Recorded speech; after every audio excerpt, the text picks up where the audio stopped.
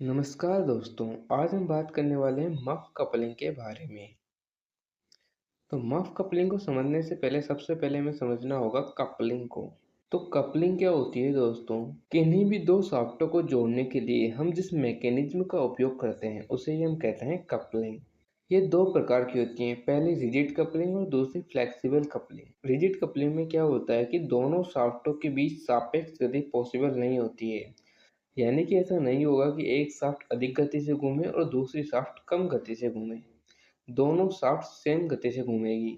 लेकिन flexible coupling में ऐसा हो सकता है कि एक शाफ्ट अधिक गति से घूमे और दूसरी शाफ्ट कम गति से घूमे। अब रिजिड कपलिंग के अंदर ही एक पार्ट आता है मफ कपलिंग का, जिसके हम आज बात करने वाले हैं। तो अब हम डिजाइन करेंगे मफ कपलिंग की।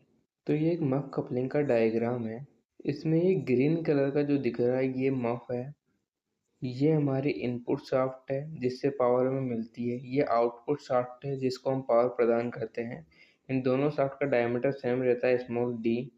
ये है हमारी शंक की, जो पावर ट्रांसमिट करने में मदद करती है। इसमें मैकेनिज्म क्या होता है उसे देखिए। सबसे पहले हमारी इनपुट शाफ्ट से पावर आती है। वो पावर जाती है हमारी शंक की में।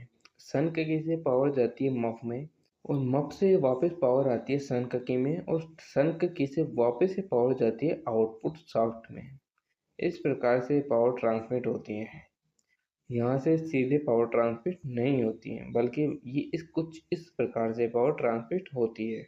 तो अब हम सबसे पहले डिजाइन करेंगे इस शाफ्ट की, उसके बाद में हम डिजाइन करेंगे मफ की, और उसके बाद में हम डिजाइन करेंगे शंक की। तो सबसे पहले हम डिजाइन करते हैं शाफ्ट की। तो डिजाइन के लिए हम उपयोग करेंगे टॉर्जन इक्वेशन का। टॉर्जन इक्वेशन क्या है हमारे पास? T upon J is equal to tau upon R is equal to N theta by L. T यहाँ पर टॉर्क, जे यहाँ पर polar moment of inertia, tau यहाँ पर शियर स्ट्रेस, आर है यहाँ पर त्रिज्या, एन है यहाँ पर शियर मॉड्यूलस, थीटा यहाँ पर परमिसिबल एंगल ऑफ ट्विस्ट, और लेंथ एल है यहाँ पर लेंथ ऑफ शाफ्ट।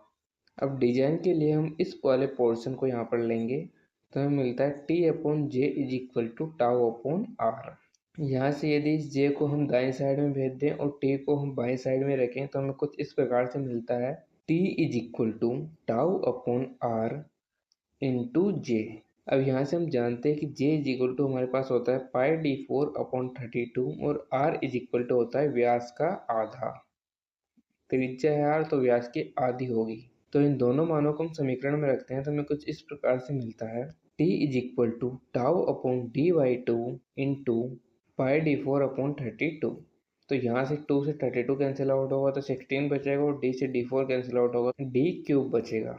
तो यहाँ से हमें मिलता है T is equal to tau into pi D cube upon 16। यहाँ से यदि हम इस डी क्यूब को बाएं साइड में रखें और पाई टाउ अपॉन 16 को दाएं साइड में भेजें तो 16 ऊपर चला जाएगा और पाई टाउ नीचे आ जाएगा, तो हमें मिलेगा 16t upon pi tau is equal to D cube. तो हमें कुछ इस प्रकार से मिलता है D cube is equal to 16t upon pi tau.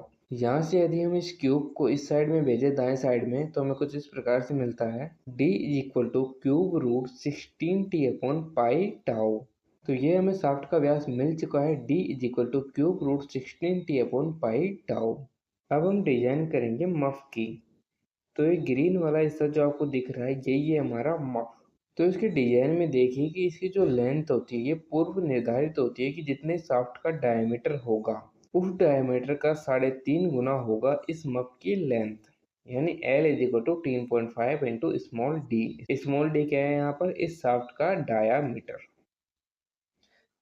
यानी जितने भी डायमीटर की शाफ्ट होगी उस डायमीटर की शाफ्ट का 3.5 गुना होगा मफ की लेंथ। और जो मफ का डायमीटर होगा वो कितना होगा कि यदि हम शाफ्ट के डायमीटर को दुगना करके उसमें 13 mm जोड़ दें तो जितना मान हमें प्राप्त होगा वही हमारे मफ का डायमीटर होगा। यानी कि कैपिटल डी मफ का diameter is equal to 2 into small D plus 13 mm। अब जैसा कि हम जानते हैं कि डिजाइन में हम मोस्टली डायमीटर को ही ज्ञात करते हैं, लेकिन कई जगहों पर हमें टॉर्क को भी ज्ञात करना होता है, तो हम यहाँ पर टॉर्क को भी ज्ञात करेंगे। तो टॉर्क को ज्ञात करने के लिए हम टॉर्जन इक्वेशन का उपयोग करेंगे, जो कि है हमारे पास T upon J is equal to tau upon R is equal to N theta by L. अब यहाँ पर हम इस वाले पोर्शन को लेंगे टॉर्क को ज्ञात करने के लिए, तो हमें मिलता है T/J is equal to τ/r। यहाँ से यदि हम इस J को बाएं साइड में भेज दें और T को दाएं साइड में रखें तो हमें कुछ इस प्रकार से मिलता है T is equal to τ/r into J। अब यहाँ पर हमें पता है J इज इक्वल टू होता है πd4/32, लेकिन यहाँ पर आया है कैपिटल D की पावर 4 माइनस स्मॉल d की पावर 4। ये क्यों आया है देखिए, जो ये मफ है हमारा, इस मफ का केवल ये वाला हिस्सा और ये वाला हिस्सा ही हमारे उपयोग में आ रहा है, बाकी हिस्सा क्या है, खोखला है जिसके अंदर ये शाफ्ट है। तो हम केवल इस वाले हिस्से का डायमीटर लेंगे। तो इस वाले हिस्से का डायमीटर निकालने के लिए हमें इस पूरे डायमीटर में से इस वाले डायमीटर को माइनस करना होगा। तो माइनस कैसे करेंगे हम, capital D minus small D, और वहाँ पर पावर 4 लगेगी डायमीटर में, तो इसलिए पावर 4 लगा दी हमने। तो यहाँ पर हमारे पास आ गया है J is equal to pi into capital D की पावर 4 माइनस स्मॉल d की पावर 4/32, और R इज इक्वल टू हमारे पास आएगा कैपिटल D/2। क्योंकि मफ की बात हो रही है तो यहाँ पर मफ का डायमीटर का आधा होगा त्रिज्या का मान।